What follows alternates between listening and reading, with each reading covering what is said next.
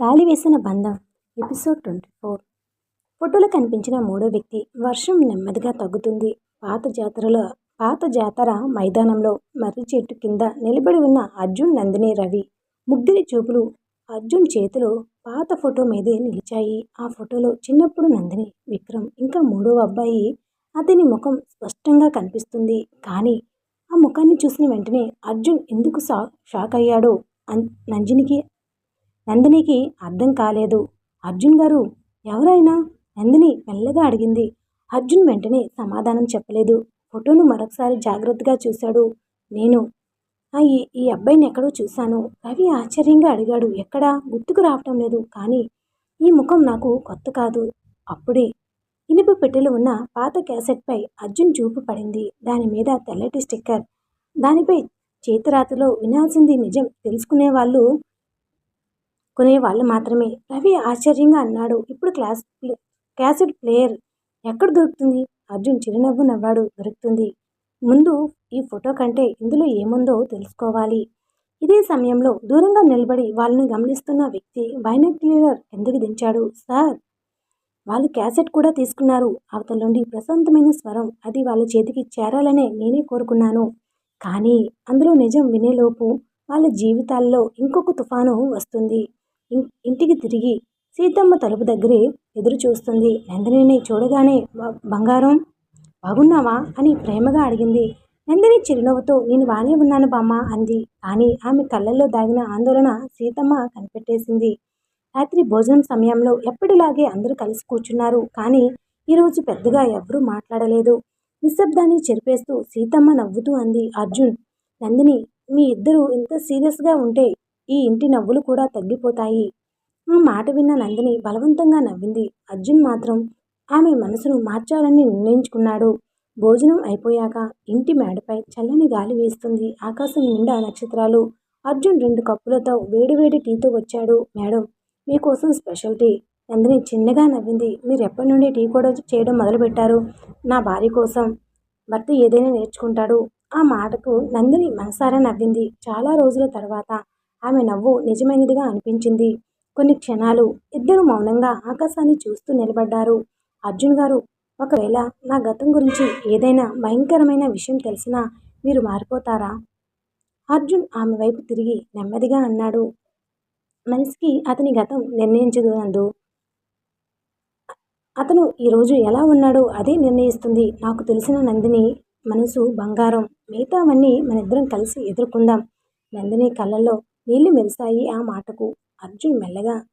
ఆమె మెల్లగా అర్జున్ భుజంపై తల వాల్చింది. ఆ క్షణంలో భయం కంటే నమ్మకమే ఎక్కువ ఉంది వాళ్ళ మనసులో.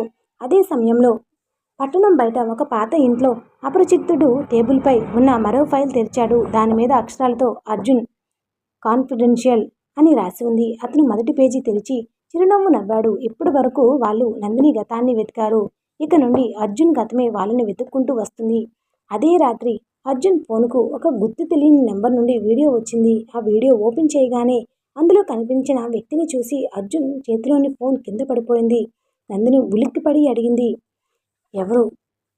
అర్జున్ పెదవులు వణికాయి.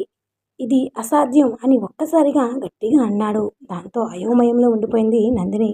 ఇంటి మేడపై నిలబడి ఆకాశం వైపు చూస్తూ ఉంది నందిని. చల్లని గాలి వీచినా ఆమె మనసులో మాత్రం తుఫాను. అప్పుడే వెనక నుండి అర్జున్ వచ్చాడు. అర్జున్, నిద్ర రాలేదా? నందిని వెనక్కి తిరిగి చిన్నగా నవ్వింది. నందిని, కొన్ని ప్రశ్నలకు సమాధానం దొరికే వరకు నిద్ర రాదు. అర్జున్ ఆమె పక్కనే నిలబడ్డాడు. అర్జున్ అయితే అడుగు. నందిని, నన్ను ఇంతగా ఎందుకు కాపాడుతున్నావు? ఆ ప్రశ్న విన్న అర్జున్ కాసేపు మౌనంగా ఉన్నాడు. ఎందుకంటే నువ్వు బాధపడడం నన్ను చూడలేను. ఆ మాట విన్న నందిని కళ్ళల్లో నీళ్లు తిరిగాయి. అదే సమయంలో ఇంటి బయట ఒక కారు నెమ్మదిగా ఆగింది. కారులో నుండి దిగిన వ్యక్తి ముఖం కనిపించకుండా నల్లన టోపీతో ఇంటి వైపు చూశాడు. అతను ఫోన్ తీసి, అవును, వాళ్ళు ఇంకా ఏమీ తెలుసుకోలేదు, కానీ ఎక్కువ రోజులు కాదు అని చెప్పి కాల్ కట్ చేశాడు. మరొక వైపు కార్తీక్కు మళ్ళీ అదే తెలియని నెంబర్ నుండి మెసేజ్ వచ్చింది. నిజం తెలుసుకోవాలంటే రేపు ఉదయం 10 గంటలకు పాత శివాలయం దగ్గరకు ఒంటరిగా రా. కార్తీక్ కాస్త ఆశ్చర్యపోయాడు. ఇది ఎవరు? ఎందుకు నన్నే పిలుస్తున్నారు? అతని వెంటనే అర్జున్కు ఫోన్ చేయబోయాడు. ముందు నేనే వెళ్ళి నిజం తెలుసుకుంటాను అని నిర్ణయించుకున్నాడు. ఉదయం నందిని కిచెన్లో కాఫీ తయారు చేస్తుంది. అర్జున్ లోపలికి వచ్చాడు. అర్జున్, ఇంత త్వరగా లేచావా? నందిని నీకు కాఫీ ఇవ్వాలని అర్జున్ చిరునవ్వుతో కాఫీ కప్ తీసుకున్నాడు. ఇద్దరి మధ్య మొదటిసారి ఎలాంటి సంకోచం లేకుండా చిన్న చిన్న మాటలు మొదలయ్యాయి. దూరం నుండి సీతమ్మ అది చూసి ఆనందంగా నవ్వుకుంది. మనసులో ఇద్దరి మధ్య ప్రేమ మొలకెత్తుతోంది. కానీ ఆ నిజం బయటకు వస్తే ఏమవుతుందో. అప్పుడే ఇంటి గేటు దగ్గర ఒక వ్యక్తి నిలబడి ఉన్నాడు. అర్జున్ గారు ఉన్నారా? ఆయనకు చాలా ముఖ్యమైన కవర్ ఇవ్వాలి అని అన్నాడు.